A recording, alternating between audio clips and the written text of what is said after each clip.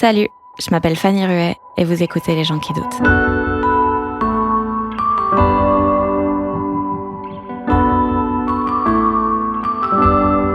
Évidemment, je dézoome et ma vie, elle est trop chouette et je suis trop content, mais malheureusement, je ne peux pas m'empêcher que de regarder encore l'escalier qui reste à monter plutôt que de me tourner et de regarder l'escalier que j'ai déjà monté. Donc oui, c'est de l'insatiabilité et il faut le calmer parce que sinon on est malheureux et je veux pas devenir cet artiste aigri qui regarde toujours ce qu'il a pas plutôt que de regarder ce qu'il a. Mais c'est un vrai travail qu'on doit faire sur nous. Le retour de GC dans le podcast, il est comédien, humoriste, auteur. On avait déjà discuté avec lui il y a 2 ans pour son premier spectacle Message personnel. Petite mise à jour nécessaire aujourd'hui puisque pas mal de choses ont changé dans sa vie. Il continue de tourner avec le spectacle bien sûr, mais il est aussi devenu chroniqueur sur France Inter, écrit pour d'autres gens et différents formats. Et surtout, il vient de sortir son premier roman, Les bateaux sur la terrasse. Il y parle du harcèlement qu'il a subi enfant et dont personne ne l'a protégé. Et plus largement, c'est un livre sur les silences familiaux, la colère, la nécessité de se parler et de pardonner. Donc sujet assez sérieux et pourtant on a beaucoup ri.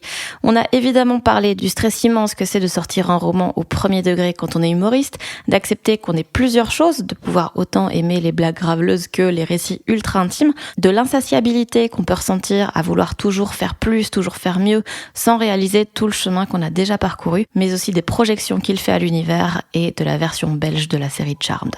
J'espère que ça vous plaira.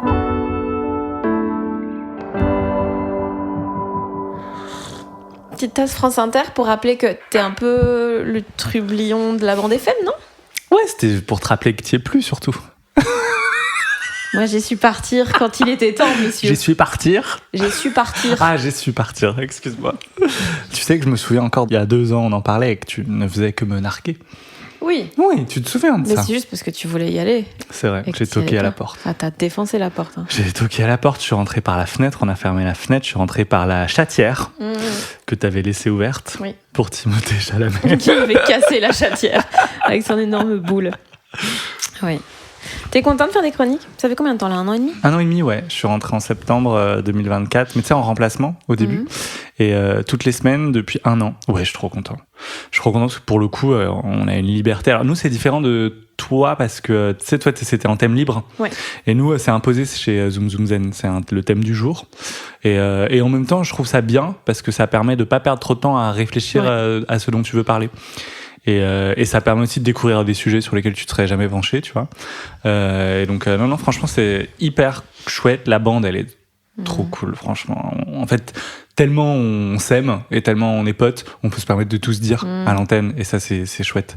Genre, on s'en veut jamais de rien du tout, alors qu'on s'envoie tous des scuds H24. Et c'est ça qui est sympa, mais comme un peu dans notre amitié à nous deux. Où, tu vois, il y a tellement un vrai respect et un vrai amour que...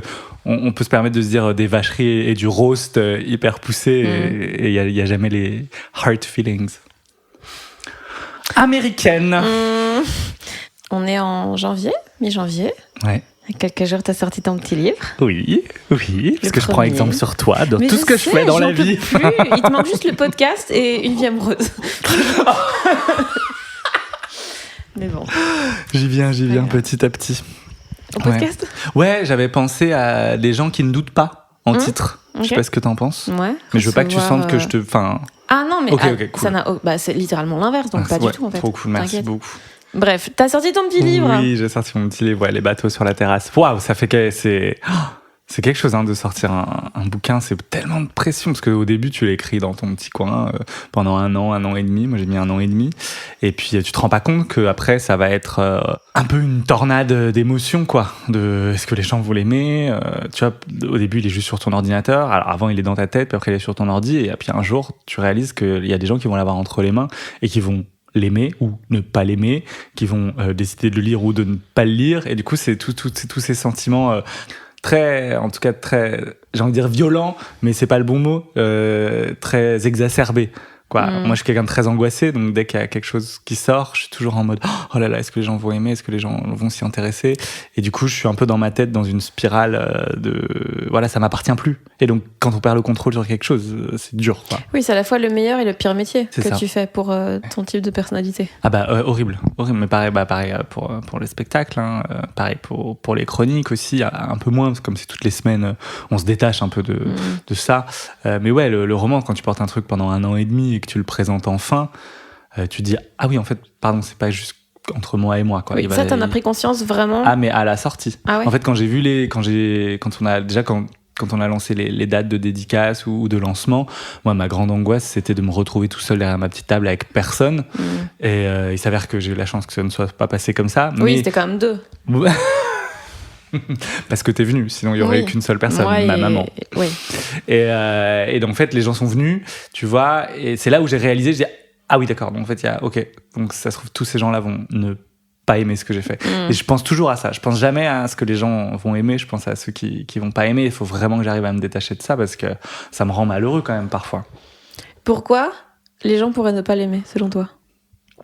Parce que c'est une autre facette de moi, parce que c'est quelque chose que j'ai pas encore montré, parce que c'est de l'humour, mais c'est pas toutes les 3 phrases, comme une chronique ou comme un spectacle. Et du coup, peut-être que j'avais peur d'être illégitime là-dedans, que les gens se disent « Oh là là, il se prend pour qui celui-ci Qu'elle se prend pour Marguerite Duras ?» Tu vois, j'en fais des blagues à la radio, mais il y a un vrai complexe. Et tu vois, je me dis que je prends la place de quelqu'un, de quelqu'un qui serait un vrai auteur, un vrai... Et du coup, il faut que je travaille là-dessus, parce que je crois qu'on prend la place de personne quand on crée quelque chose. On crée au contraire une place qui est là pour nous, quoi. Et puis surtout, c'est pas ton problème en vrai. Si ton éditeur il a décidé que ton livre valait la peine. Et puis évidemment qu'il y a plein de gens qui vont pas aimer, et c'est ok, parce qu'il y aura aussi plein de gens qui vont aimer. Et il faut plutôt se focaliser sur les gens qui aiment. Mais tu sais, c'est comme les commentaires méchants. Tu peux avoir 100 commentaires ultra sympas, des cœurs, des ah excellent, et un commentaire méchant, et tu vas être en spirale, en tout cas moi, sur un commentaire méchant. Donc ça, je sais pas si c'était la solution, mais pour se détacher de ça. C'est juste vraiment arrêter de regarder, quoi. C'est terrible, mais c'est tellement logique. Et en fait, au bout d'un moment, tu t'en fous. Parce que quand toi, je trouve, un peu dans tous les domaines, mais donc à chaque fois, il faut reprendre à zéro. C'est une fois que t'as eu la validation de ok, quoi qu'il arrive, ce projet, je l'aime. Et j'ai plus rien à prouver à personne parce que moi j'ai fait un truc dont je suis fière. Là tu commences à t'en foutre et tu commences à même plus regarder. Mais j'ai hâte d'arriver à cette étape-là. Peut-être il faut juste mourir à l'intérieur. Je sais pas. Tu me donneras des conseils. T'inquiète. Mais c'est vrai quoi, il y a des choses où quand tu t'attends pas à avoir les avis ou quoi, c'est violent quoi. Écoute, voilà, maintenant de toute façon le livre il appartient aux gens. J'ai des retours incroyables. En vrai, franchement, j'ai trop de chance. Je les lis tous, ce qui me fait aussi passer beaucoup de temps sur Instagram. Et vraiment, c'est un plaisir vraiment de lire, de voir les photos des gens qui prennent des stories avec le livre, de voir que cet objet existe et donc de réaliser ça et de réaliser aussi qu'il va toucher des gens, parce que c'est un livre qui aborde des sujets comme la transgénération et comment on se transmet les traumas et les silences. Et du coup, si ce livre peut aider un peu, j'en serais ravi. Tu lis beaucoup, toi ? Ouais, beaucoup. Est-ce que c'est pas, genre, j'ai l'impression que ces 3 dernières années, tous les romans, j'ai creusé sur mes grands-parents, mes parents. Là, tu me shames ? Non, mais tu vois, il y en a plein, j'ai l'impression. Ouais, je crois qu'en fait, c'est tellement un sujet intarissable et je crois qu'on a encore... Oui, à la fois récent. Ouais, parce que l'introspection intergénérationnelle, c'est récent, tu vois. Quand tu vois le succès d'Adèle Lyon... C'est intéressant de voir comment on va creuser dans les mystères de nos familles, dans les silences, dans les mensonges et dans les tabous, pour essayer de nous construire mieux et essayer de ne pas reproduire les erreurs du passé qui pourtant nous pendonnaient. Parce que c'est tellement facile de reproduire les silences quand on n'a vécu que ça, que je crois qu'il est nécessaire aujourd'hui de les percer, les silences. Et pour ça, je crois que ça passe par écrire des livres, faire des spectacles, en tout cas créer quelque chose qui reste, créer une œuvre au sens large qui va rester comme testament, comme outil aussi aux générations d'après ou aux générations qui sont contemporaines à nous. Et je crois que c'est pour ça qu'on voit plein de livres ou plein de sujets. Parce qu'enfin, on s'empare de ça, de qui étaient nos grands-parents, qui sont nos parents, et du coup, qui est-ce qu'on est en découlant de tout ça. Il y a des choses, toi, que tu as lues, que tu as regardées, parce que j'ai l'impression que quand on a un sujet en tête, un sujet de projet, d'écriture, machin,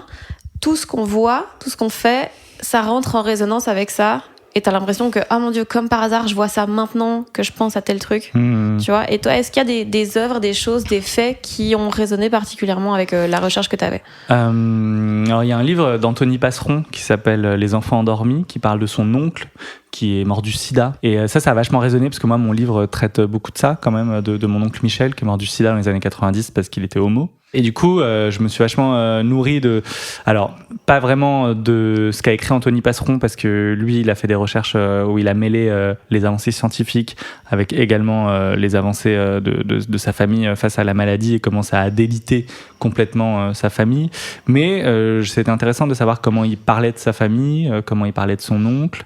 Et donc forcément, il y a aussi Annie Ernaux, que j'ai beaucoup lu, qui parle quand même très souvent de ses parents et de ce que c'est qu'être transfuge. Et aussi, pour le coup, j'ai emprunté sa façon de décrire les photos dans le passage de mon roman sur le couloir de photos, parce que c'est une de mes auteurs favorites et que je trouve qu'elle a une façon de décrire les choses qui touche tout en étant très chirurgicale et très simple. Et sinon, dans les grands romans familiaux, dans les grandes enquêtes, moi j'avais lu évidemment le livre de Sonia De Villers qui s'appelle Les Exportés, où elle parle de sa famille juive en Roumanie qui a été échangée contre des porcs. La Roumanie troquait ses juifs contre des animaux. Comment elle a enquêté là-dessus et sur les silences que ça a impacté, parce dans sa famille, on ne lui a jamais raconté. La Roumanie, les souvenirs de la Roumanie étaient pour elle toujours des anecdotes. Ça m'a vachement interrogé. Moi, mon oncle Michel, dans ma légende familiale, mes parents, ma grand-mère, mes oncles et tantes en parlent toujours comme d'une anecdote. Ah, mais oui, mais c'est Michel qui a fait ce tableau. Ah, bah oui, c'est Michel. Les roses, là, c'est Michel qui les avait plantées. Sans jamais expliquer ce qui s'est passé avec Michel, pourquoi il est plus là. Qui était Michel? Jamais. Et donc, comment est-ce qu'un être humain qui a disparu il y a 40 ans est devenu une anecdote? Comment est-ce qu'on l'adresse vraiment jamais, à part quand on croise quelque chose qu'il a un peu laissé dans ce monde, comme un tableau, comme des plantes qu'il a plantées à un moment?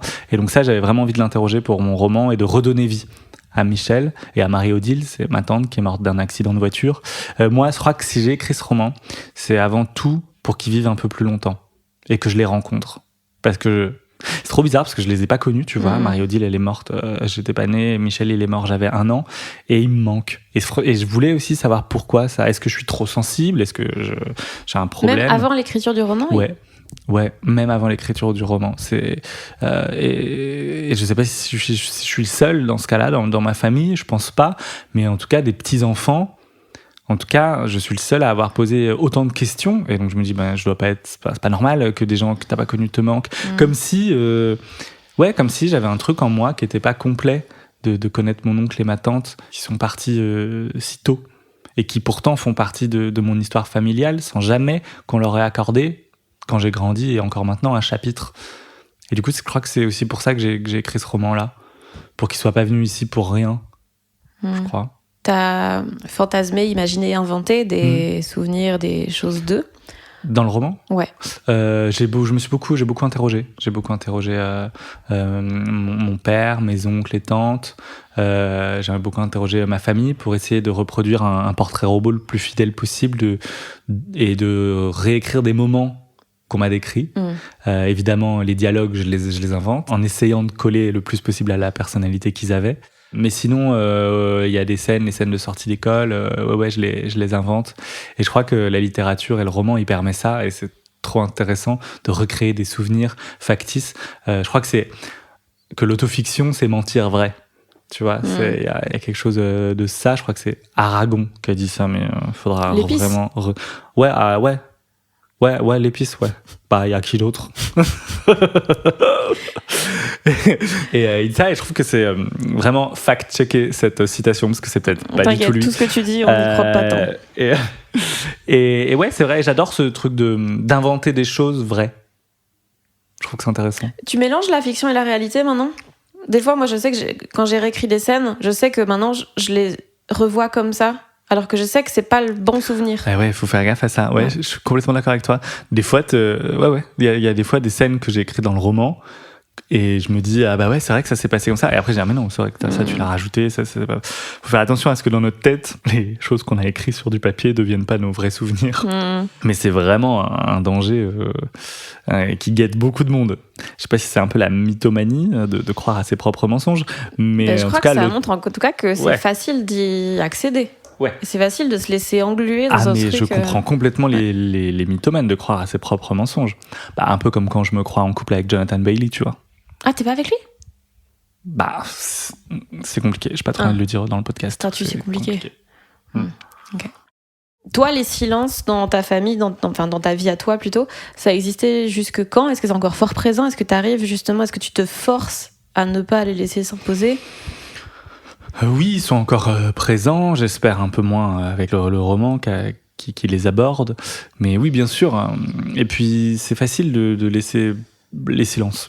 Tu vois, c'est de pas les percer. Le plus simple, c'est de les laisser flotter, c'est de les laisser couler, c'est de parler de la pluie et du beau temps, et c'est de pas aborder les vrais sujets. Et je suis le premier encore dans des situations à être complice de ça, vraiment. Mais je crois que de plus en plus, vu que j'ai quand même écrit un spectacle aussi qui parle de mon père, maintenant j'ai ce livre sur ma mère. Je crois que le dialogue dans la famille, il se renoue. Mais tu passes quand même toujours par les trucs extérieurs et pas par le dialogue. Ouais, c'est vrai. Comme premier média. Oui, c'est vrai. C'est vrai, mais peut-être que c'est une forme d'échappatoire. J'essaye d'éviter finalement le dialogue en disant non, mais je dialogue, regarde, j'écris un livre, j'écris un roman, j'écris un spectacle. Et peut-être qu'en fait, je suis moi-même pleutre et fautif de cette parole, mais je sais pas. Moi aussi, je suis fils unique et j'ai l'impression que quand on a des frères et sœurs, le dialogue est un peu plus facile parce que tu peux parler avec tes frères et sœurs des parents, tu peux parler des problèmes des parents, ou tu vois, avec tes frères et sœurs, mettre tout ça un peu dans un pot commun. Et moi, j'ai pas cette chance-là de pouvoir avoir des frères et sœurs avec qui partager mes traumas ou demander si on a les mêmes. Et du coup, je porte un peu seul ça, et donc peut-être que le spectacle et le roman sont un peu mon frère et ma sœur. Je suis folle. Le pauvre bébé qui devient fou, là. Je suis folle, ça y est. Va falloir mieux doser mon lithium. Mais c'est quoi le point de départ de ce roman ? Est-ce que t'as eu envie de la littérature ? Déjà, tu mets la littérature un peu sur un piédestal et ça te fait peur, ou ça allait ? Tu disais juste, mon métier c'est d'écrire, que ce soit un roman, un spectacle. Ouais, j'ai eu un peu ça. Je me suis dit, de toute façon, j'écris des chroniques, j'écris le spectacle, j'écris pour d'autres personnes, donc à peu près, je comprends ce que c'est que d'écrire.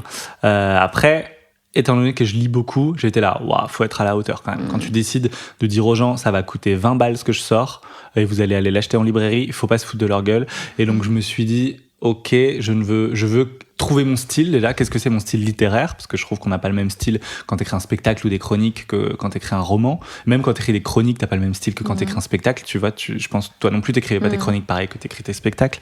Et le roman, c'est encore autre chose. Il fallait trouver une façon agréable. Moi, je me suis posé en tant que lecteur et je me dis, qu'est-ce que j'aime lire ? Moi, j'aime quand on lit de manière facile. Je déteste devoir lire plusieurs fois une phrase parce qu'elle est hyper belle, hyper alambiquée, mais que j'ai pas compris le début de la fin de qu'est-ce qui se raccorde au COD, de quoi. Et du coup, je voulais des phrases simples, des chapitres courts, parce que moi, en tant que lecteur, des fois, j'ai pas trop le temps de lire et j'aime me dire, au moins, j'ai lu un chapitre aujourd'hui, ou si j'ai 5 minutes au lit, je veux avoir le temps en 5-10 minutes d'avoir lu un chapitre. Je déteste les chapitres à rallonge où tu dois t'arrêter au milieu, où tu regardes, les pages derrière, t'es là, il reste combien de pages ? Oh putain, encore tout ça. J'aurais jamais le courage de finir ce chapitre. Et donc voilà, en partant de là, je me suis dit, ok, je veux un style précis et concis, et je veux mettre des blagues aussi quand même, parce que c'est profondément qui je suis, et je crois que je pouvais pas faire autrement. Et j'ai écrit mon premier chapitre, j'ai écrit mon deuxième, et puis vas-y comme je te pousse, j'en ai écrit 50 ou 60. Et après, mon éditeur a fait un travail incroyable parce que, étant donné que c'est mon premier roman, j'ai fait plein d'erreurs habituelles, tu vois, où des fois je me perdais un peu dans. Moi, j'ai appris aussi que j'aimais beaucoup les descriptions. J'ai fait beaucoup de descriptions. On l'a vu, j'essaie. Oh putain. Et crois-moi, il y en avait encore beaucoup plus avant que mon éditeur passe par là. J'en peux plus de ce que le soleil fait sur ta peau. Je crois que tu dis tout ce que les gens pensent tout bas. Non, c'est pas J'adore. vrai. C'est pas vrai. C'est juste, des fois, j'étais là, calme-toi, Balzac. Mais non, mais Non, mais je comprends tellement. Et en fait, j'ai tellement aimé ça qu'au début, j'en avais aimé vraiment encore plus. Et on en a coupé beaucoup. Il en reste, mais j'ose espérer que elle n'altère pas la lecture ou Non, puis, ou même si les gens ça les saoule, juste ils passent le paragraphe. Oui, en fait, j'ai voulu que ce soit que des paragraphes. C'est pas 3 pages de description, mais c'est vrai qu'il y a beaucoup de descriptions parce que quand je lis, j'aime ressentir les sensations, les odeurs. Oui, il est très sensoriel comme je l'ai vraiment pensé comme ça. L'inverse du stand-up en vrai. Complètement. Le contre-pied. Mais parce que le stand-up aussi, alors encore plus les comédie clubs ou quoi, mais on n'a pas le temps. Enfin, tu vois, les gens sont dans ta salle pour 1 heure. Allez, 1h20 si t'as de la chance et qu'ils sont attentifs. Mais faut deliver, quoi. T'es là, tac. Tu peux pas rajouter des mots juste pour la beauté de la phrase. Non, et encore, je prends un peu cette liberté, moi, dans mon spectacle, de faire 5-10 minutes où parfois il n'y a pas de vanne et où on est en mode... Et où les gens, d'ailleurs, c'est un tournant, ils sont en mode « Oh, ok ». Elle a brillé. Elle a brillé, la RGC, en fait. T'es obligé de les faire rire, parce que c'est un pacte tacite. Quand les gens achètent un billet pour un spectacle d'humour, ils sont pas là pour que tu viennes leur décrire la couleur de la porte de ta maison. Et c'est ce que permet la littérature, en revanche. Ouais. Et du coup, c'est vrai que j'ai pris cette liberté-là en me disant, bon, peut-être qu'à un moment donné, les gens en auront marre de ces descriptions. Mais c'est ce qui m'a plu, et c'est aussi ce qui permet... Cette maison que je décris, qui est un des personnages principaux dans le roman, là où se passe toute l'action, je voulais que ce soit un personnage. Et comment en faire un personnage ? Je devais lui donner vie. Et comment on donne vie ? Elle devait avoir un corps, elle devait avoir une odeur, elle devait avoir des murs qui ont une certaine forme et une certaine rugosité. Et j'ai essayé de faire ça pour que le spectateur puisse, ce jeu que j'utilise dans le roman, que le lecteur, ça puisse être lui, le jeu. Je devais l'intégrer absolument à l'évolution du personnage. Le lecteur devait être le spectateur et devait être le narrateur. Et c'est ce que j'ai essayé de faire avec toutes ces descriptions. Voilà. C'est quoi le point de départ du roman ? C'est vraiment le début du roman. C'est exactement le point de départ. C'est ma mère qui vient voir une représentation, qui ressort de la représentation de mon spectacle et qui fait la gueule. Et donc, je vais la voir et je dis, ça va ? Elle fait... Ça va. C'est nos mères quand elles veulent pas parler.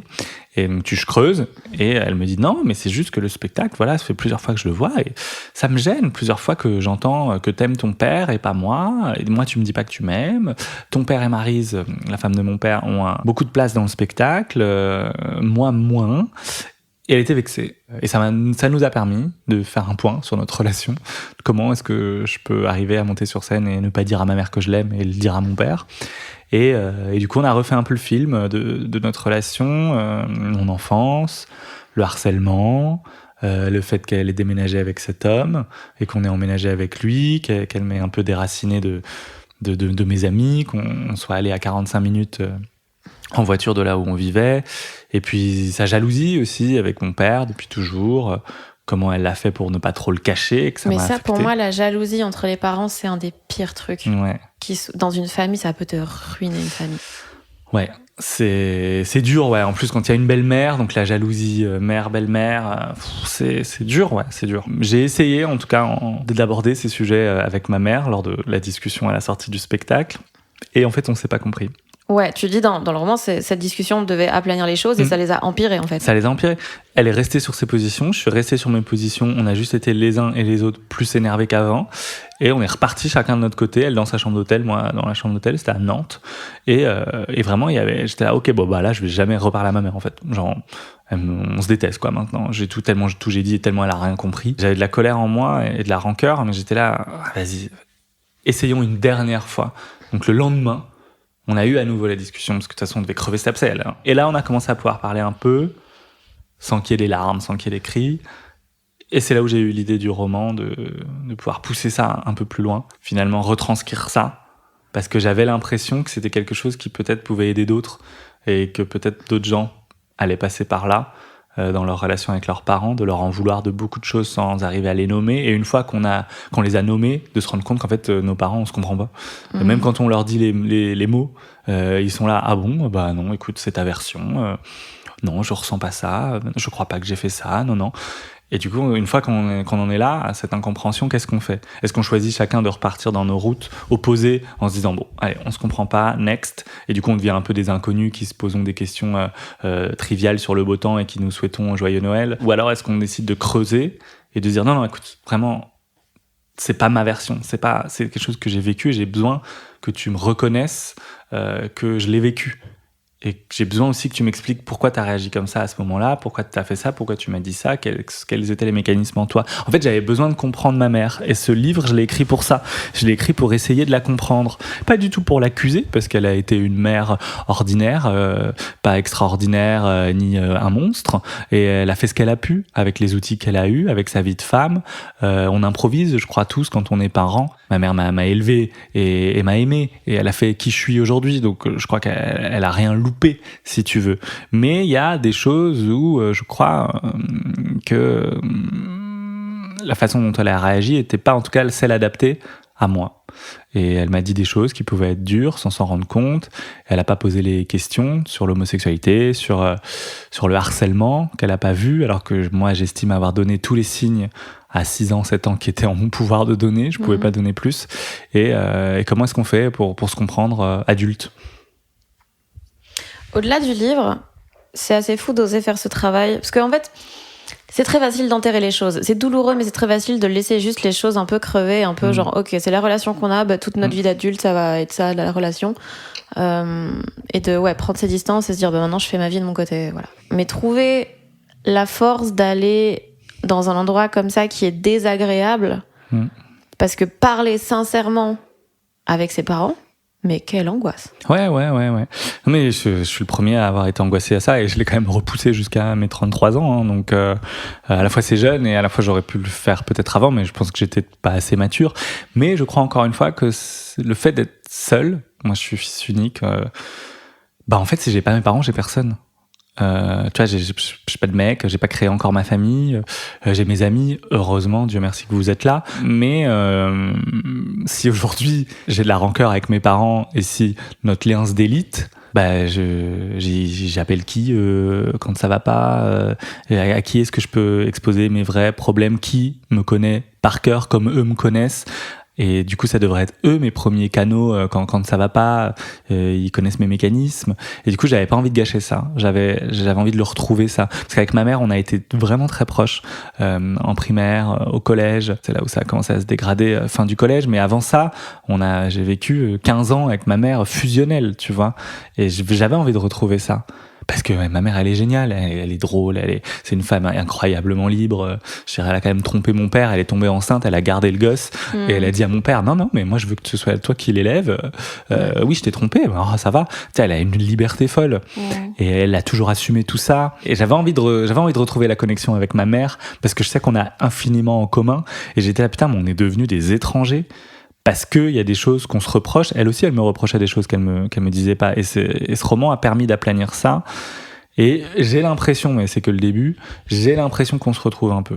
J'ai l'impression qu'on repartage des choses. Tu vois, là, par exemple, elle a regardé des dates de tournée où elle va venir me voir un peu plus. Ma mère était jamais venue me voir à Paris, en 14 ans.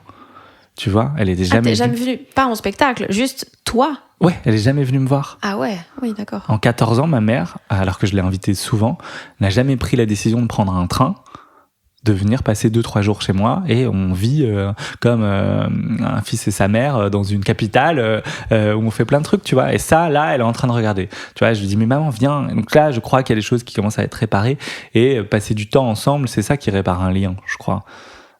C'est se voir plus, s'appeler plus. Ma mère, elle a été malade là en plus récemment, donc je l'ai appelée un peu plus. Moi aussi, j'appelais pas, hein, c'est de ma faute. Et j'espère en tout cas que j'ai retrouvé ma mère. On verra. En tout cas, j'ai écrit ce roman pour essayer de retrouver les gens avant qu'il soit trop tard. Parce que ma grand-mère et Michel, ils s'étaient perdus de vue. Alors, c'est marrant parce qu'ils s'étaient perdus de vue. Ils vivaient dans la même maison, mais ils faisaient que se croiser. Et ils se parlaient plus. Ils étaient devenus des étrangers l'un et l'autre. Et quand Michel est mort, ma grand-mère, c'était fini, quoi. Elle pouvait plus retrouver son fils. Elle a pas eu ce temps-là. Et moi, en apprenant de ça, j'essaye avec ma mère de renouer avant qu'il soit trop tard. Parce que nos parents, on croit toujours qu'ils sont éternels, comme nos grands-parents d'ailleurs. Et puis un jour, on se réveille et maman est morte. Et eux pas. Ouais. Ouais, grave. Et donc essayons tant que faire se peut, tant qu'ils sont pas des monstres. Attention, hein, des fois les parents font des choses qui sont impardonnables. Hein, mais moi c'est pas le cas. Donc j'ai cette chance-là d'avoir l'occasion de pardonner et j'avais envie de la saisir. T'as toujours été en colère, beaucoup, depuis que t'es petit. Ouais, c'est passé. c'est passé quand je suis arrivé au lycée, la colère. Mais j'ai été très en colère en primaire et au collège, parce que harcelé, hein, parce que c'était tellement violent ce qui se passait à l'école que j'avais l'impression d'appartenir à aucune bande, j'avais l'impression d'être jamais choisi, j'avais l'impression d'être toujours celui dont on se moque, de rien valoir. Et du coup, quand tu rentres chez toi à charger de tout ça, tu dois vider ton sac, quoi, sinon t'exploses, gamin. Et du coup, j'explosais chez moi. J'étais violent, j'étais agressif avec mes cousins, avec mes parents. Mais c'est passé. Je te griffe moins d'ailleurs maintenant, t'as remarqué? C'est vrai. Oui, c'est vrai. Mais tu mords toujours un peu. On voit que t'as pas été sevré. Oui, c'est vrai. Cette colère, tu penses qu'elle a changé quoi dans ta personnalité d'aujourd'hui? Je sais que j'en suis capable de cette colère, donc je sais aussi que je dois la canaliser. Des fois, t'es un gros connard?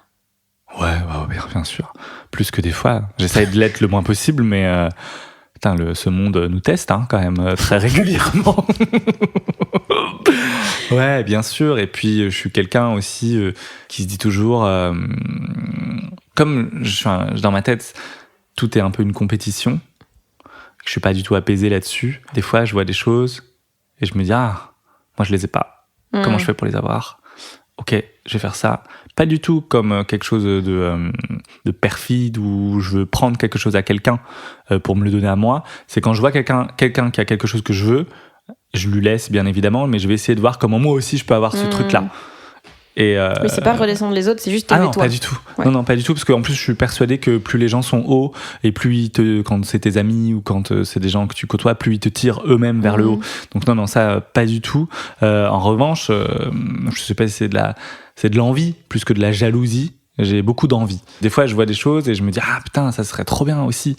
Et je fais tout pour moi aussi l'avoir. Mais des fois, ce qui est bien pour quelqu'un n'est pas bien pour toi. Et ça, faut que je l'apprenne. Et c'est un peu un truc que je garde de mon enfance. Tu vois, quand ils jouaient, par exemple, les enfants entre eux et que moi j'étais exclu de ça, j'étais un peu dans mon coin, les regarder avec envie de l'appartenir, avec envie d'avoir ces cartes Pokémon que tout le monde s'échange, ces Diddle que tout le monde s'échange. Et du coup, j'ai rentré chez moi en disant moi aussi je veux des Diddle, moi aussi je veux des cartes Pokémon.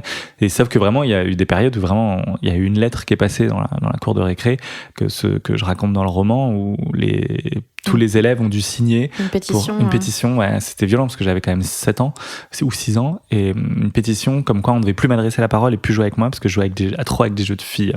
Et du coup, je me retrouvais tout seul avec mes cartes Pokémon, mes cartes Diddle que personne ne voulait m'échanger. Et c'est vrai que j'avais cette envie d'appartenir. Et je crois que ça m'est resté un peu encore aujourd'hui d'avoir l'impression que si les gens ont quelque chose, ça veut dire que moi je l'ai pas et donc que je suis exclu de ça. Et ça, je dois apprendre à le calmer parce que ne pas avoir quelque chose, ça veut pas dire qu'on te le refuse. C'est sûr que c'est peut-être pas le bon moment, que ton temps arrivera aussi, et c'est pas toi le problème, quoi. C'est pas grave, ça va venir si tu veux cette chose. Et surtout, ça rend insatiable. Ouais, mais ça c'est mon parce que actuellement, problème. si on dézoome, j'ai l'impression que la majorité de ce dont tu rêvais, là, tu l'as. T'as sorti un roman, t'as une tournée qui est complète des mois à l'avance, t'as des chroniques sur France Inter. Objectivement, t'as tout ce que tu voulais. T'as raison. Il faut dézoomer. Et des fois, je me force à le faire. Des fois, je me force à être le GC d'il y a 3 ans, de regarder le GC d'aujourd'hui. Ce gros loser. Qui t'a quoi, t'avais 20K sur Insta. La honte. Tu fais trop ta meuf depuis que t'as percé sur les réseaux, toi aussi. Et à quel prix, hein. On se tapait quand même une vidéo par jour récemment, là, de la Fanny. Désolée de tout ce que j'ai fait subir à Instagram quand il fallait remplir l'Olympia. J'en suis la première dégoûtée. Et ouais, évidemment, je dézoome et ma vie, elle est trop chouette et je suis trop content, mais malheureusement, après, je me reviens dans mon corps d'aujourd'hui et je ne peux pas m'empêcher que de regarder encore l'escalier qui reste à monter plutôt que de me tourner et de regarder l'escalier que j'ai déjà monté. Donc oui, c'est de l'insatiabilité et il faut le calmer parce que sinon on est malheureux et je veux pas devenir cet artiste aigri qui regarde toujours ce qu'il a pas plutôt que de regarder ce qu'il a. Mais c'est un vrai travail qu'on doit faire sur nous. Tous les jours, je me force à me dire tout va bien. Tout va bien. Et Émilie, qui travaille avec nous, me le dit aussi. Elle me dit, pourtant Dieu sait qu'on a une productrice qui peut avoir ses propres angoisses et qui laisse rien au hasard. Elle me dit, tout va bien, tout va bien. Je te le dirai, je sonnerai la cloche quand on devra s'inquiéter sur quoi que ce soit. Et quand même, et aussi, je suis quand même persuadé que c'est ce qui nous fait avancer, cette peur de ne pas avancer. Tu vois, c'est un peu un moteur aussi, cette doser, force. Faut juste savoir le doser, mais c'est aussi un moteur, parce que des fois, tu te reposes trop sur tes acquis et tes lauriers, et là aussi, c'est dangereux. C'est une angoisse aussi. Tu vois, de te dire, tout va bien, on est complet sur telle date, tout va bien. Plutôt que d'aller te dire, attends, si on est complet sur ça veut dire qu'on peut avoir une salle plus grande. Ouais. Ça veut dire, mais attends, est-ce que je suis capable de remplir cette salle plus grande ? Vas-y, go, on y va. Puis quand elle est pas remplie, t'es là, c'est pas grave. On va, ok, c'est pas rempli, hyper angoissant, mais vas-y. Et du coup, ça n'a pas de fin. Parce qu'il y a toujours une salle plus grande à remplir. Tu vois. Et c'est à la fois un moteur et à la fois, il faut réussir à le dompter pour pas devenir quelqu'un qui ne se satisfait de rien. Ça, je veux pas devenir ça. En plus, pour les équipes avec qui tu bosses, c'est un enfer si tout ce qu'ils font ne te convient jamais et si t'en veux toujours plus. Je le répète souvent, mais moi, je prends vachement pour exemple Taylor Swift dans sa façon de construire une carrière, dans sa façon d'avancer. Et elle a toujours créé ses propres momentum, tu vois. Quand on lui claque des portes, elle réenregistre ses albums. Quand on lui refuse un award, elle en fait un album Reputation qui est incroyable. Et du coup, c'est vrai que j'essaye de me dire qu'est-ce que je peux créer moi-même pour avancer, plutôt que d'attendre que les autres m'ouvrent les portes. T'as peur d'être surcoté ? Je crois que j'ai plus peur d'être sous-coté que d'être surcoté. Tu vois ce que je veux dire ? Non, mais ouais, je comprends. En fait, j'ai l'impression que on a tous les deux des points communs à deux endroits. C'est que déjà, on a l'impression de pas renvoyer l'image qu'on est vraiment. Mm-hmm. De genre sur Insta, dans les chroniques et tout, c'est comme vachement des blagues de cul, des machins. Et qu'on fantasme tous les deux une image beaucoup plus chic de ce qu'on est dans la vraie vie. Complètement. Et le truc de j'ai envie d'être un peu un télo, non, mais v'là-t-il pas qu'il faut remplir des salles, des blagues de beat. Et j'ai l'impression qu'on a le cul entre deux chaises là-dedans. En fait, ça, je l'ai analysé et je sais pas si on a le cul entre deux chaises, mais je crois qu'on est une multitude. En fait, infiniment. Moi, j'adore sortir un roman et lire Annie Ernaux et te citer Marguerite Duras et L'Amant que j'ai adoré. N'empêche, ça fait plusieurs fois que tu parles littérature que tu cites que L2. C'est vraiment... Franchement, je connais deux dames en fait. Putain, il va falloir que je cite tous les auteurs. Non, il y en a Ronsard, en fait, le poète. Shakespeare.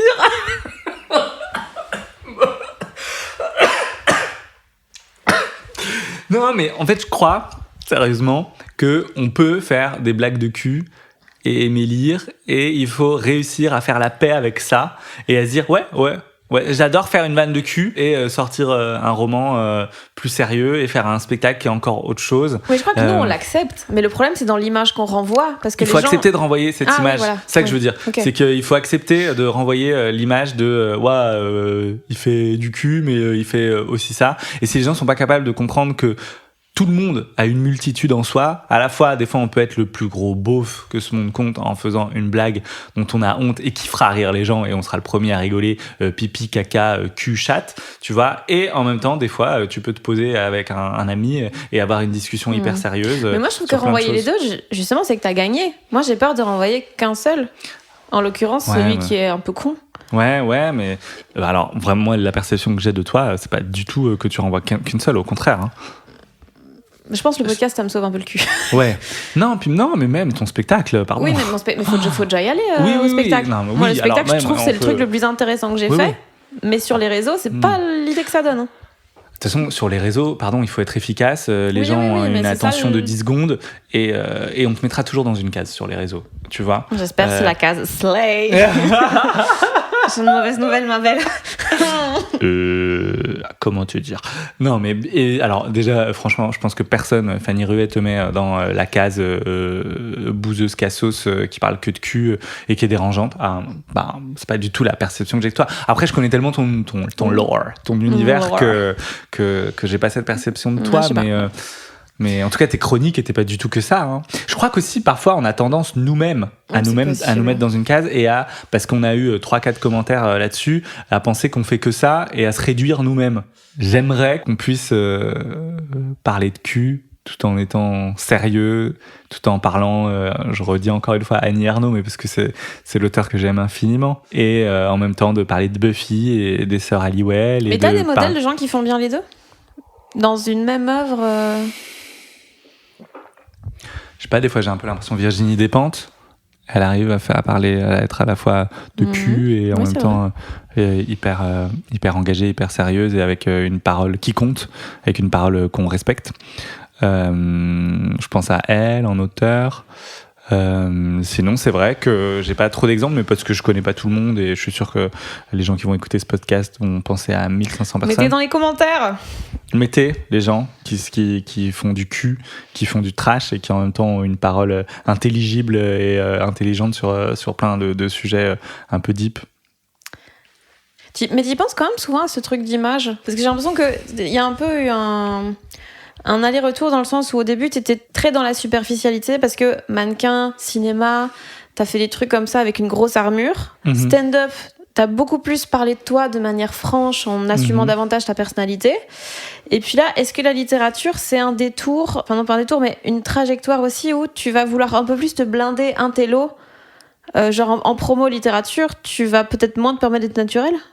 Je crois pas, parce que alors je pense que si j'avais sorti ce roman en effet au même moment où je sortais le spectacle, j'étais encore dans ma carapace, dans mon armure. Et en fait, quand t'es un enfant harcelé, tu te construis une armure, ce que je te disais dans le premier épisode, je crois, qu'on avait fait ensemble, oui. des gens qui doutent. Et du coup, tu te construis une armure parce que tu veux pas que les coups t'atteignent. Donc tu t'es construit une espèce de carapace comme ça, où tu prends une grosse voix, où tu essayes de rien donner comme matière pour que les gens t'atteignent. Et c'est vrai qu'au début, je montais sur scène comme ça, et le travail, ça a été d'enlever toutes tes couches pour comprendre que les gens ne te veulent pas du mal et que tu peux être 100% toi-même et que c'est ok, que c'est pas pour autant qu'on va dire « Ah, grosse tapette !» Et ça, j'ai dû l'apprendre. Que c'est ok d'être moi-même à 100%. Parce que je crois que quand je pense que tu seras d'accord avec moi, quand tu grandis en tant que LGBT, tu te construis une personnalité qui est pas la tienne, qui est juste une personnalité pour qu'on essaye de moins t'attaquer. Et du coup, quand tu arrives à être adulte, tu dois découvrir qui est vraiment ta vraie personnalité en dessous de ce masque social que tu t'es mis. Et du coup, c'est tout un travail de comprendre qui t'es vraiment sous l'armure, sous la carapace. Et si j'avais sorti ce roman quand je ne m'étais pas encore défait de cette armure, je pense que j'aurais eu une posture à vouloir me faire passer pour Yourcenar, tu vois, je cite d'autres auteurs. On en est à 5. Non, 4. 4. Putain, yes. Et je crois qu'aujourd'hui, je sors ce roman à 33 balais et cette armure, je l'ai rangée. Et donc, ce qui me fait qu'en interview ou quoi, je suis 100% moi-même, j'essaye. Ou alors une autre un peu facette de moi, un peu plus sérieuse, mais il y aura toujours une vanne. Je vais toujours essayer de désamorcer un truc parce que c'est profondément qui je suis. Et je vais pas essayer de me faire passer pour quelqu'un que je ne suis pas. Et quelqu'un qui écrit un livre, c'est quelqu'un que je suis. Quelqu'un qui écrit des blagues de cul, c'est quelqu'un que je suis. Quelqu'un qui écrit des chroniques, c'est quelqu'un que je suis. Et quelqu'un qui écrit un spectacle sur le harcèlement, ça fait pas. Tout ça, c'est des facettes de ma personnalité. Là, c'est juste, je révèle une autre facette de ma personnalité, une écriture plus sérieuse. Mais franchement, si tu lis le livre, tu vois, tu l'as lu, il y a quand même des vannes. Enfin, tu vois, j'ai pas fait des phrases d'un coup où on se dit, oula, il aurait jamais pu les prononcer. Il y a des mots que je connaissais pas. Beaucoup, oui, mais toi, t'es un peu con aussi. Enfin, maman, elle a dit, j'étais spéciale. Oui, mais le docteur, il a dit aussi. Enfin, bref, tu sais ce qu'on dit. Mais je crois, beaucoup de retours de lecture que j'ai eu, c'est marrant, on lit et on t'entend parler. Ouais. Et ça, je suis trop content. Parce que j'ai pas mis un masque, j'ai pas mis un mec qui a pris une plume et qui s'est dit que j'allais faire des phrases alambiquées, tout ça parce que j'écris un livre, donc il faut faire mec qui écrit un livre. T'as eu peur de ça au début quand t'as commencé à écrire ? Ouais, bien sûr. Et ça a été une erreur, hein, comme mon éditeur sur le premier chapitre que j'ai envoyé m'a dit oulala, faut qu'on retrouve ton ton quand même. Et je crois que c'est normal. Oh, il est mort du sida, tonton, en fait.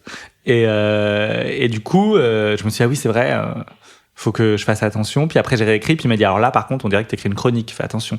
Donc, j'ai dû trouver le dosage. Et ça a été du travail, hein. C'est un travail, hein, d'écrire un premier roman, punaise. Et j'ai trouvé mon ton, j'ai trouvé mon style, qui me trahissait pas et qui en même temps racontait autre chose de moi. Et je crois, en tout cas, moi, je suis content de ce que j'ai fait. Franchement, aujourd'hui, ça m'appartient plus. Moi, je peux juste être fier, c'est ce que tu disais au début. Je suis fier de ce roman. Je suis putain de fier. Si les gens l'aiment pas, en fait, je vais les retrouver. Je vais avoir leur adresse, qui n'a pas du tout réglé les problèmes qu'il était censé régler. Et est-ce que ça, pour toi, c'est un truc de j'avais quelque chose en moi que je voulais sortir via un roman, donc voilà, j'ai écrit un roman, ou est-ce que c'est la littérature, ça peut être un truc, et ma première histoire, c'était ça? En fait, je crois que j'avais profondément envie d'écrire. Et ce livre, ça aurait pu être mon deuxième spectacle. Sauf que quand j'ai commencé à l'écrire, je me suis dit non mais je crois que j'ai pas envie de mettre des blagues tout le temps en fait. Et du coup je me suis dit ça peut pas être mon deuxième spectacle. Donc ce sera un roman. Let's go. Et du coup, ça a pris cette forme-là, avec des vannes quand même, parce que j'aime moi-même, quand je lis des livres, j'aime trop quand les auteurs sont drôles. C'est pour ça que j'avais infiniment aimé Les Poissons. Coucou, ici la Fanny du montage. 3 petits éléments pour que vous compreniez les phrases qui arrivent. Bien sûr que Les Poissons froids, c'est le nom de mon premier roman. Le lore de quelque chose, ça veut dire en gros l'univers autour de ça. Et Agapé, c'est le nom de la production dans laquelle on est tous les deux. Les poissons, les bateaux, oui, la terrasse, ils ont froid. Je pense qu'ils vivent ensemble. Mais c'est sûr, hein. C'est sûr. Ils font partie des mêmes embarcations. Dans le universe, le Agapé universe. Je te jure, dans le lore. Trop ce mot, je l'ai appris il y a pas longtemps. Moi aussi. Putain, c'est des jeunes qui me l'ont appris en plus. Pareil. Je suis tellement moderne. Pareil. C'est la lore, quoi. Faut dire en anglais. Un leurre. T'es con. Ça quoi. Et ouais, j'ai un peu oublié ce que c'était ta première question, je t'avoue. Mais... Oui, pourquoi c'est devenu un roman ? Est-ce que c'est parce que tu voulais écrire ou est-ce que c'est parce que ça, tu devais le mettre sous forme de roman ? Donc est-ce que tu vas en écrire d'autres ? En fait, oui, cette histoire, en tout cas, se prêtait bien à la forme romanesque, je pense, à l'autofiction. Est-ce que je vais en écrire un deuxième ? Franchement, j'ai tellement aimé écrire que j'adorerais en écrire un deuxième. Mais punaise, quand ? Enfin, ça prend tellement de temps. Toi, tu le sais, on en parlait vachement quand j'étais dans le process d'écriture. Les relectures, les corrections. En fait, c'est pas tant de l'écrire. Le premier jet, il est assez... On sait écrire vite, on sait écrire bien, je crois. Et du coup, le premier jet, il est facile, mais c'est pas ça, écrire un livre, c'est pas un premier jet, sinon ça s'appelle un journal intime. Donc après, c'est la relecture, les corrections, se remettre le nez dans les chapitres que t'as déjà écrits il y a 3 mois. Et ça, c'est long. Et tu vois, j'ai la tournée, j'ai le spectacle, j'ai peut-être le deuxième spectacle, j'ai aussi d'autres projets à côté, j'ai chronique. Du coup, je crois que auteur... En tout cas, j'ai l'impression qu'il faut que ce soit le métier principal. Enfin, je sais pas comment dire. J'ai l'impression auteur littéraire, tu veux dire ? Ouais, que c'est, tu vois, pour fournir un livre tous les 2 ans ou tous les ans, comme Amélie Nothomb, je crois que ça doit être ton métier, quoi. Nous, c'est un truc en plus où on s'est dit, tiens, parce qu'on dort pas et qu'on a peur que les gens nous oublient, on s'est dit, tiens, on va sortir un roman en plus. Mais en tout cas, s'il y a un deuxième, il faut que je prenne le temps. Comme j'ai réussi à prendre le temps sur ce premier, mais vraiment au détriment de ma santé mentale, hein. Franchement, c'était beaucoup, ouais. Tu t'es directement dit qu'il fallait faire un roman avec ça. Ah là là, qu'elle me repose la même question qu'elle m'a posée. Dans le sens où, pourquoi t'as pas gardé ça pour toi ? Parce que maintenant, moi, j'ai l'impression que j'ai aussi le prisme. Dès qu'il m'arrive un truc, il faut que je le partage avec le monde. Mais non, mais je vois comment est-ce que je pourrais exprimer ça, comme si juste ressentir les choses c'était plus suffisant et qu'il fallait que je les recrache quelque part, tu vois. Je crois que je pouvais pas le garder pour moi. Je sais pas comment te dire. Je crois que cette histoire avec ma mère et sur les non-dits et sur les heurts et les rancœurs, j'avais l'impression que si je le gardais pour moi, ça n'allait faire qu'exploser à un moment donné et que le roman, c'était une manière de me sauver et une manière de sauver la relation avec ma mère. Parce que la parole que j'ai choisie n'a pas suffi parce qu'on s'est pas compris quand on s'est parlé. Le silence, c'est ce que je fais depuis 15 ans et ça m'aide pas parce que je fais que ressasser dans ma tête. Et donc, écrire. J'aurais pu écrire finalement pour moi et juste ne pas le publier, tu vois. Ouais, c'est là que mais ça, c'est vraiment, je vois. Mais ça, c'est l'appât du gain, évidemment. De tout transformer en euros. Et non, plus sérieusement, je crois que si on gardait tout pour nous, putain, on créerait plus rien, tu vois. Parce que même les spectacles, ça peut juste être des trucs qu'on garde pour nous. Oui, mais personne nous a demandé d'écrire des spectacles non plus. Parle pour toi. Saleté, putain. Non, mais je sais pas, je crois que c'est aussi notre métier. On est artiste et du coup, on doit créer des choses. Tu vois, si tous les artistes gardaient leur truc dans leur chambre et faisaient rien, ce serait personne triste, nous a demandé d'être artiste. Ça, c'est sûr, personne nous a demandé. Mais je crois que moi, je crois que j'en crèverais. Enfin, je sais pas comment dire, j'ai besoin. Alors ça vient peut-être d'un truc hyper nombriliste et hyper égotique, mais j'ai besoin d'écrire et de le montrer aux gens, et j'ai besoin de monter sur scène et que les blagues je les fasse pas juste entre mes amis mais que je les fasse à des gens. Les chroniques je pourrais aussi franchement avant d'être sur France Inter, wallah c'est mon sang tunisien qui revient. Franchement il y a plein de chroniques que j'avais écrites juste pour moi. Hein. Ah ouais? Mais bien sûr. Mais le gros fou. Mais oui, fou. Je faisais, plein, peut-être 3, tu vois. Et j'étais chez moi et je projetais à l'univers. Moi, j'ai vachement ce truc de projection où il faut faire des trucs, tu les projettes à l'univers jusqu'à ce qui t'arrive. C'est quoi le dernier truc que t'as projeté à l'univers?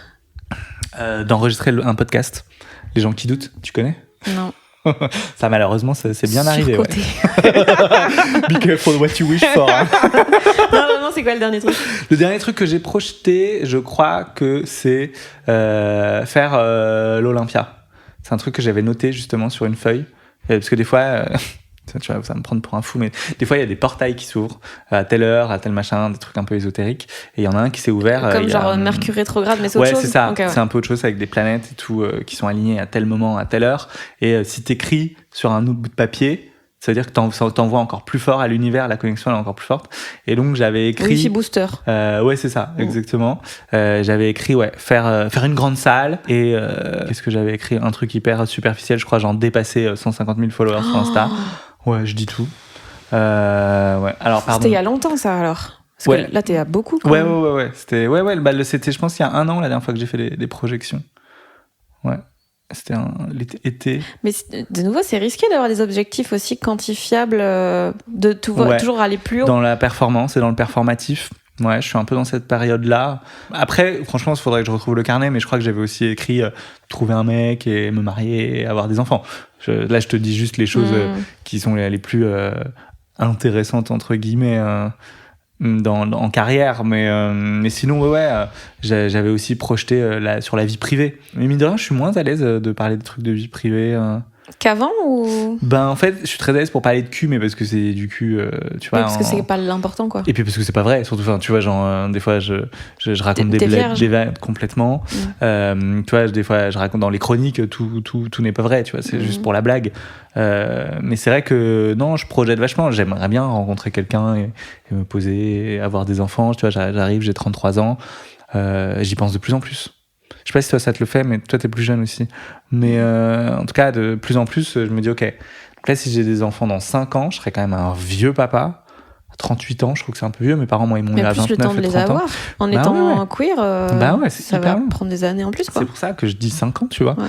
Et puis les avoir seuls, putain, c'est du taf, parce que tu dois quand même mener ta carrière à côté, donc faut trouver quelqu'un, quand même, c'est plus pratique d'avoir quelqu'un qui se lève la nuit, ton mec, parce que toi tu dois dormir. Donc ouais, c'est... En tout cas, ces portails de projection, pour l'instant, ils m'ont bien réussi. Pour l'instant, ça prend le chemin de se réaliser. C'est quoi ton objectif là dans la life? Ah là, je vais avoir l'impression d'être Miss France en répondant ça. Mais franchement... La paix dans le monde? Être heureux, j'allais dire. Non, mais franchement, j'ai envie de vomir. Mais non, mon objectif, si je suis honnête, c'est que le livre se vende, que le spectacle affiche complet partout. C'est de rencontrer un succès qui m'apaise, tu vois. Mais ça, je crois que c'est vain. Parce que dès que tu arrives à certains paliers de succès, tu as envie d'aller aux autres paliers. Donc ça, j'ai arrêté d'essayer de me le souhaiter parce que je me souhaite de pouvoir vivre de ce que je fais, tu vois, là j'essaye d'acheter un appartement, putain, Dieu sait que c'est compliqué quand t'es intermittent, donc je me souhaite de pouvoir acheter un appartement, de pouvoir avoir un enfant, de rencontrer la personne avec qui j'ai envie d'avoir cet enfant, et voilà, c'est pour ça que je dis être heureux, ça englobe tout ça, mais je crois que le mot peut-être le plus adéquat serait être en paix, tu vois, être en paix avec mes angoisses, avec mes envies, et de pouvoir me coucher le soir en me disant j'ai fait le maximum. Et aujourd'hui, je me le dis, j'ai fait le maximum, mais moi, j'ai vachement de problèmes en ce moment à m'endormir et tout, parce que je cogite sur ce que j'aurais dû faire, ce qu'on va faire demain. Ok, il faudrait qu'on fasse plutôt ça, et puis si on fait ça, ça va déclencher ça. Et d'essayer de faire la paix avec tout ça et de laisser un peu le process des choses se faire naturellement sans angoisser. Mais c'est dur, hein. C'est quoi le moment dans ta vie où t'as le plus douté? Franchement, là, on est pas mal. Ah ouais? Ce moment-là, où on se parle actuellement, on est pas mal. Tu vois, le livre vient de sortir, donc il y a eu l'effervescence du lancement. Puis après, ça retombe un peu, parce que c'est bon, il est sorti. Les gens vont pas en parler tous les jours, en fait. Faut que les gens le lisent. Donc, t'es un peu dans l'attente. Le spectacle, la tournée n'a pas encore repris. Ça reprend à la fin de la semaine, donc je suis un peu dans l'attente. Il y a les chroniques. Heureusement, j'aime tellement ce rendez-vous chaque semaine. Mais du coup, voilà, il y a un peu un mini creux de une semaine où du coup, moi, quand il y a un creux, c'est des angoisses. Et je dois les remplir. T'envoies le livre à des journalistes qui te répondent pas. Du coup, tu dis, super, ils ont détesté. Bon, génial, tant pis. Bon. Et il faut arrêter ça. Faut que je sorte de ça. Parce que de l'autre côté, je reçois des retours de lecture de gens qui l'ont lu, qui sont incroyables. Et donc, il faut que j'arrive à me contenter de ça. Mais j'ai l'impression qu'il faut calmer la bête insatiable en moi. Je crois que c'est ça qui me permettra d'être en paix. Mais franchement, si t'as la solution, fais signe, parce que... T'y arrives, toi ? Non. Mais en fait, maintenant, vu qu'on n'est pas du tout dans la même période de... Oui, toi, tu as fini ton spectacle, t'as fait tes énormes salles et tout, t'as coché les choses, quoi. Ouais, j'ai un peu... Je me suis un peu résignée sur certaines choses. T'as vendu ton livre à 80 000 exemplaires. Thanks, babe. Bah ouais, you done shit. Mais là, en fait, quoi que je fasse, je dois reprendre un peu à zéro. Je peux rien attendre, je peux rien espérer, je peux pas me permettre d'avoir trop d'ambition. Parce que là, j'ai encore rien. Donc c'est un peu différent, mais je l'ai beaucoup senti sur la dernière tournée, là, ce truc insatiable de dès que quelqu'un sort, quelqu'un annonce complet quelque part, je suis là, putain, et moi, toujours pas, oui. Et machin, et toujours de la comparaison de ouf. Tout le temps, mais c'est les réseaux sociaux, ça, franchement, on serait tellement plus heureux si on était dans notre coin, à envoyer des textos à nos amis et à se voir quand on veut, plutôt que d'avoir d'un coup un visuel qui te crache à la gueule de quelqu'un complet sur les 18 prochains mois, dans les plus grandes salles. Et toi, t'es là.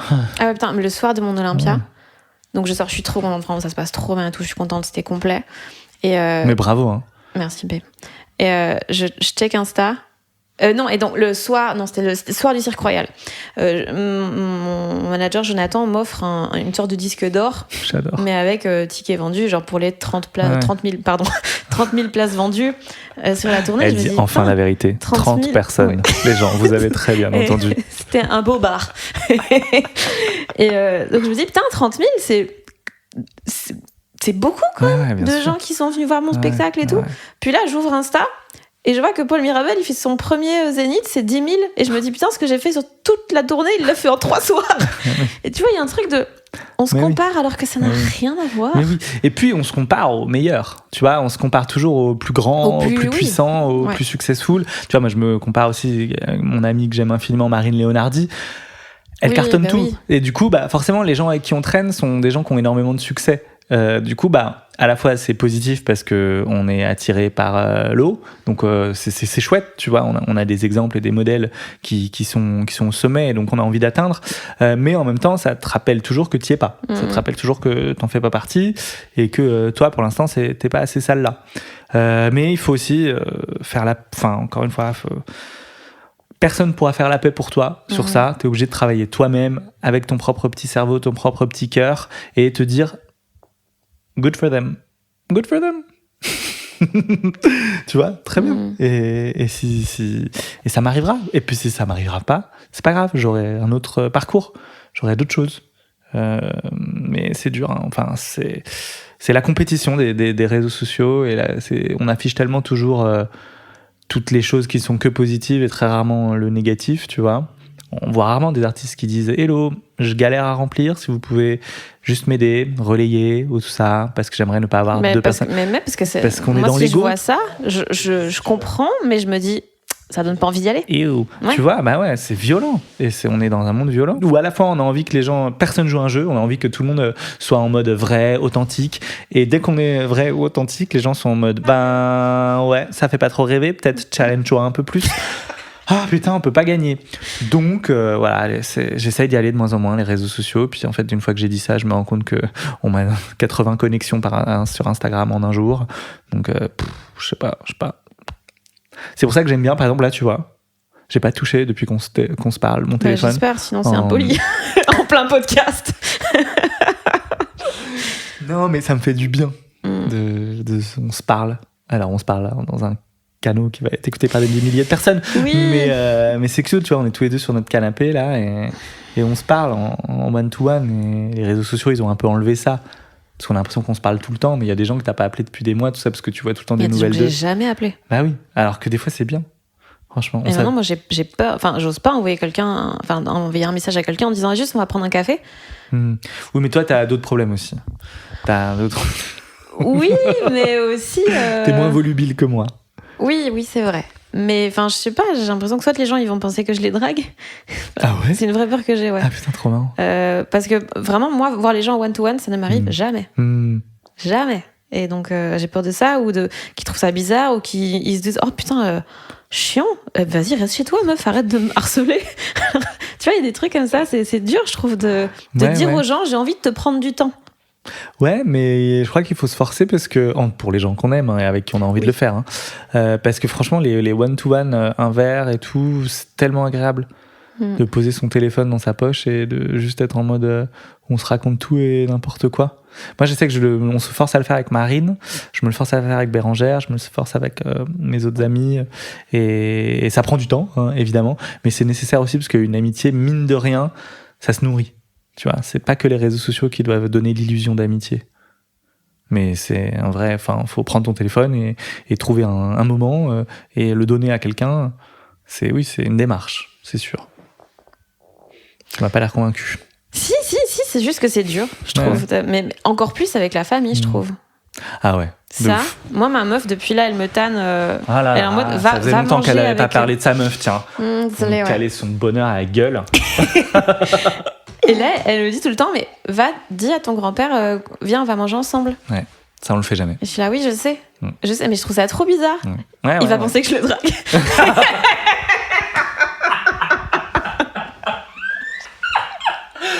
T'as d'autres problèmes que moi, tu veux pas me croire. On est fusionnels, ok? Non, mais en vrai, je crois que c'est ce que mon roman essaye de dire, c'est prenons le temps avant que les vivants ne soient plus là. Et franchement, t'as tellement de chance d'avoir encore ton grand-père. Je sais pas si t'as tes autres grands-parents. Profites-en, je te jure. Profites-en tant qu'ils sont là. Parce que on repousse. En plus, les grands-parents, on se dit toujours, mais qu'est-ce qu'on va devoir se dire? Quel enfer! Ça va se regarder dans le blanc des yeux, on n'a rien à se dire. Et en fait, on attend. Mais ouais, surtout, pour la première fois cette année, j'ai posé des questions sur genre leur vie en dehors d'être mes grands-parents. Mais ouais, mais bien sûr. Et même des questions genre, attends, c'était quoi le truc? Genre, c'était quoi? T'as fait quoi comme mauvais coup dans ta vie? Comme, tu vois, comme bêtise et tout. Et on m'a dit des trucs, j'étais là, mais what the fuck? Mais oui. Comment ça t'a coupé les tresses d'une fille avec une cisaille? Mais ouais. Thug, les grands-parents. Bon. J'adore. Et enfin, ouais, trop bizarre. En fait, j'ai l'impression que, moi j'ai plus cette chance, mais parce qu'ils sont plus là, mais on arrive toujours à un moment de nos vies quand on est vers 30 ans où on se dit, j'aurais dû poser ça comme question à ma grand-mère. C'est ça, la vraie question importante. Et en fait, cette maturité, c'est toujours trop tard parce que les questions qu'on pose petits à nos grands-parents, c'est jamais les questions importantes. Et quand on veut poser les questions importantes, ils sont plus là. Mais est-ce que tu trouves pas que quand tu débarques chez tes grands-parents, en disant genre, j'ai plein de questions, c'est pas comme genre la mort qui vient toquer à la porte pour eux, un peu comme si t'as le cancer et que Squeezie débarque dans la chambre d'hôpital. Tu sais que c'est la fin. Tu sais que tu vas pas t'en sortir. Tu vois, il y a un truc de je veux pas les enterrer avant qu'ils soient morts en posant des questions. Ouais, mais c'est faire l'autruche. Parce que la vérité, c'est qu'ils vont mourir. Peut-être demain. Un grand-parent, c'est la base. Peut-être cet épisode, quand il va sortir, ça aura bien très mal vieilli. Tu vois. J'en serais désolé pour toi. Mais il faut prendre ce temps tant que tu l'as. Et franchement, tu as la chance de l'avoir. Et en plus, on se rend compte qu'ils sont trop contents de parler. Ils sont trop... La plupart... moi, ma grand-mère, quand je lui posais des questions sur la fin, elle était trop contente. Une pipelette, laisse tomber, qu'elle m'a tout raconté. La guerre, le machin, comment elle a géré, les Allemands. C'était trop intéressant. Et malheureusement, je ne lui ai pas posé... C'était des questions très intéressantes et j'étais super content de lui avoir posé. Mais je ne lui ai pas posé les questions sur Michel, sur comment elle a vécu l'homosexualité de son fils et le sida de son fils. C'est des questions que j'ai jamais eu le temps de poser. Comment elle a vécu la mort de sa fille aînée à 21 ans d'un accident de voiture. C'est des questions que j'ai jamais posées. Et aujourd'hui, je regrette infiniment. Fallait faire un podcast. Ouais. J'aurais invité. Franchement, c'est un de mes fantasmes. J'ai rêvé que je voyais ma grand-mère et que j'enregistrais des choses qu'elle disait. C'est un rêve que j'ai fait. Et fais-le. Franchement, je veux un épisode des gens qui luttent avec ton grand-père. Please. Ne serait-ce que pour avoir les tenants et aboutissants de cette histoire de tresse à la cisaille. C'était donc un gros bouli, en fait. de ouf. Ça explique beaucoup de choses sur sa petite fille. Parce que là, les gens voient pas, mais t'as un kiki sur la tête. Oui. Que j'ai qu'une envie, c'est le couper. Ah bah, pardon, c'est une coiffure qui me respecte pas. Pardon, enfin, désolé. Excuse-moi. Raconte-moi l'histoire de ce kiki. J'avais la flemme de me laver les cheveux. Okay, pas de souci.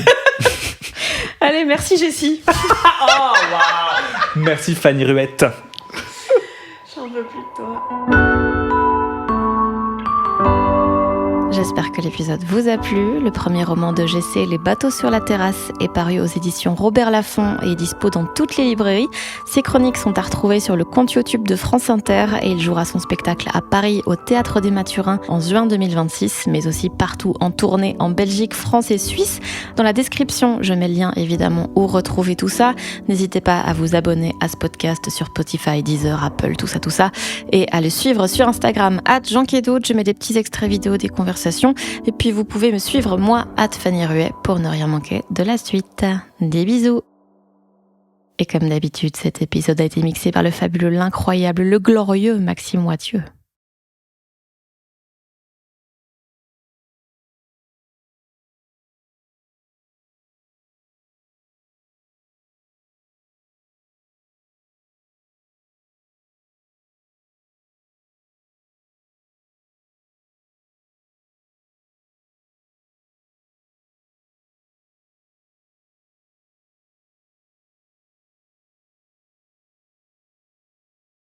Tu t'ennuies pas en écoutant Taylor tout le temps? Non. Alors, jamais. Non, parce qu'il y a toujours une chanson qui correspond à mon mood. Et là, en ce moment, je suis dans ma période TTPD. Donc, j'écoute en boucle The Smallest Man. J'écoute en boucle I Can Do It With a Broken Heart. J'écoute en boucle Down Bad. Non, je suis vraiment dans ma période TTPD. Je suis sorti de ma période The Life of a Showgirl, que j'ai adoré, hein, contrairement à ce que les détails. Et tu sais que ça a été prouvé, il y a eu une enquête, comme quoi, en fait, il y a eu beaucoup de bots qui ont été achetés d'usine à bots pour défoncer l'album. Donc des bots sur Internet, ouais, pas des bots genre qui... Non. Ouais. En ok. fait, ouais. Par qui? Par l'extrême droite et par ses détracteurs pour défoncer son album. Et du coup, les Swifties répondaient souvent, donc ça faisait qu'alimenter le truc et la visibilité de ces choses, et ça a été démonté. Comme quand Amber Heard s'est fait lyncher sur les réseaux, c'était des usines à bots. Sinon, on vit dans un monde où, putain, les réseaux sociaux, c'est quelque chose. Hein. Moi, je le vois avec les chroniques, je le vois avec les commentaires et tout. Les gens sont de plus en plus violents. Ah ouais? Ouais, on a eu un shitstorm avec l'extrême droite sur une des chroniques. Je sors une chronique anti-racisme. Trop bizarre, l'extrême droite s'énerve en disant que j'avais fait une chronique raciste anti-blanc. Oh wow, donc n'importe quoi. Est-ce que c'est pas un peu que t'as gagné le jeu? Mais bien sûr, moi j'étais en mode ok, il y a vraiment eu un article genre Valeurs Actuelles, CNews, le JDD. Vraiment j'étais en mode jackpot. Ce qui est un peu chiant, c'est les menaces de mort qui en découlent, tu vois, mais tu prends sur toi, hein, et puis tu t'apprends aussi que c'est pas toi le problème, c'est ce que tu représentes. Si c'était pas moi, ce sera un autre. Hein. Et voilà, et je crois que quand t'énerves les fascistes et ceux qui envoient des menaces de mort, c'est que t'es du bon côté de l'histoire. Mais peut-être ils vont te tuer. Peut-être ils vont me tuer. Tant pis, je deviendrai un martyr de la cause LGBT et je serai tombé. Comment t'auras percé? Je serai tombé pour les autres. Vous me ferez une statue. Vous me ferez une statue. Ok, d'accord. Merci. Je sais pas où on la mettra. À Cutigny, là où je suis né. Grandi. Ouais, ouais. La classe. Tu sais qu'ils ont fait ça avec Miss Univers. Iris Mittenard, elle a une statue dans le village où elle est née. La chance. Ouais, d'un côté, une statue, c'est pas non plus... Enfin, ça vieillit mal, non? Ouais. Toi, on te fait une statue à moi, Bruxelles. Je fais un cringe. T'as déjà le mannequin Peace, il te ressemble vachement. C'est bon, c'est arrivé une fois en soirée.